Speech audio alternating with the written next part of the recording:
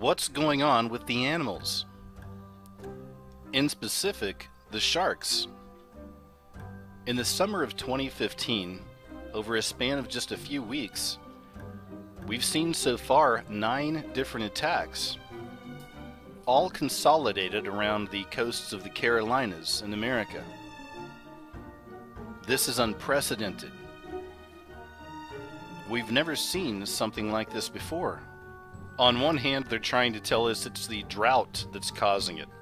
But on the other, they're trying to tell us it's simply because there's more people in the water. And that's all, folks, right? Nothing to see here. Everything's cool. It's just the fact that there's more people in the water. That's why the attacks are increasing. No, wait. Actually, it's got to be the drought. That's what's causing it, right? So nothing to see here, folks. Problem solved. Enjoy your summer. Well, I completely disagree. There's something more going on here. It's not just the sharks that are attacking more. There's a lot of other animals acting up as well, specifically here in the summer of 2015. Let's take a look at a few things, because I believe there's a lesson to be learned here. What exactly that is just yet, I'm not entirely sure. But there's more going on in the summer of 2015 than just an increase of shark attacks. And I certainly don't believe that it has to do with the drought or the fact there's more people in the water. That same argument is used time and time again when you try to show people the times we're in right now and how wickedness is certainly on the increase all around the world. But then a lot of people just say, no, you're wrong. See, I mean, there's not anything going on. There's not an increase in wickedness in the world. We're not in any kind of end times or anything like this. It's just the fact we have the internet now. We have computers. So, people are reporting more about this stuff. We just didn't hear about it back in the day. Everything's cool. Relax. Well, of course, I disagree. In fact, I want to show you how we've been imprinted now with these shark attacks for quite a while. Oftentimes, I'll say the veil is lifting. Our reality is shifting. I want to show you some connections here. Some people may call this synchro-mystical connections. Some people may call this Illuminati magic. I find it fascinating because we're literally seeing a dualistic reality play out right before our eyes. We'll see things broadcast in the media, all forms, and then we see it actually come to life, manifest in our reality. Because you see, we've been imprinted with this idea of these shark attacks now for quite a while. And once again, it's up to you to determine why. It is this dualistic reality playing out. We're seeing this stuff play out in the media, and then we see it manifest in our reality. You may want to call this lesser magic. It's telling you what's going to happen before it happens. This goes back to the idea of witchcraft on a global level. We're talking about the Illuminati, which is a term we can use for these shadow controllers, the hidden hand, the people at the top of the pyramid. We've seen this play out in other situations time and time again. So this is mind control. This is imprinting. You could call this witchcraft. And as I say, the veil is lifting on these things. Reality is shifting. I want to show you a few ways that we've been imprinted with these sharks and with this attack. We've been set up. This is predictive programming once again. And none of this is coincidence. You probably remember the dancing shark from Super Bowl 49. Katy Perry was the headliner during Super Bowl 49. She was up on stage with the dancing sharks. Katy Perry is also one of the most popular so-called Illuminati tools. No, she is not a member of the so-called Illuminati, but she is used to further their ideas, to further imprint the public with their ideas. And instead of using the term Illuminati, you can actually place the term Satanists there. These are global Satanists. These are the hidden hand, the people at the top of the pyramid. These are the people who have been working for years and years and years to create this one world system, a one world government, a one world monetary system, a one world religion. And Katy Perry is certainly one of the most popular tools of these people to put forth their ideas into the public mind, to imprint the public with these satanic ideas. This is not just some harmless pop tart. This is hardcore occult magic playing out right before our very eyes. These are rituals they conduct in public. Once again, imprinting the public. This is mind control. This is lesser magic. This was once again Katy Perry playing out the fallen star, the falling star. Lucifer, the fallen star from heaven. And there's many more examples other than this. But let's get back to the shark. It's interesting to note that this was Super Bowl 49.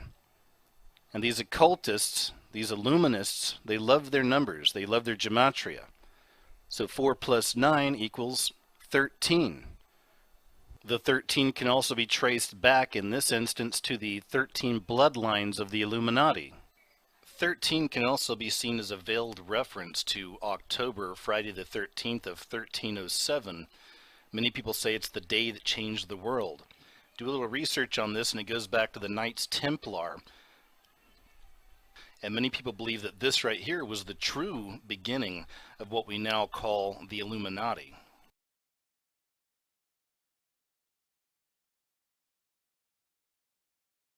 Rihanna is yet another one of these so-called Illuminati tools. She's constantly seen in all of her videos putting forth what we now call Illuminati symbolism, or really satanic symbolism. And not just the symbolism, but a lot of very satanic and wicked ideas. And this is from her new video, Bitch Better Have My Money. And remember, keep in mind, this is one of the top pop stars in the world. Millions of children listen to Rihanna. Millions of young people look up to Rihanna as a role model. And remember, behind the scenes, these are Satanists. These are witches. They are sorcerers. This is magic on a global scale. This is predictive programming. This is mind control. It's imprinting people with evil, with darkness, with wickedness. So once again, speaking of this Illuminati magic, if you will, this predictive programming, we find on the cover of Bizarre magazine Rihanna in the mouth of a shark. And this is from March 2015. And it's interesting to note, if you look in the bottom there, that the word bizarre in simple gematria equals 49. So once again we have the 13. So again we have an Illuminati tool with the shark and with the numbers leading us back to 13, the unlucky number 13. And once again, back to the blood, back to the grotesque, back to another Illuminati tool. This time we have Adam Levine from the band Maroon 5.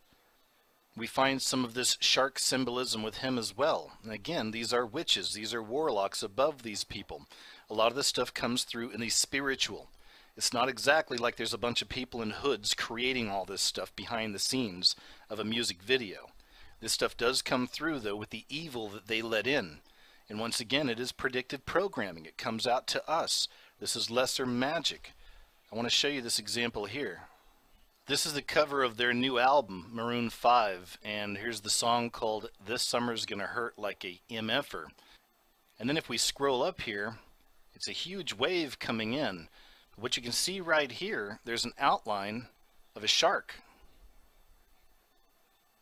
There's the fin, and there's the tail.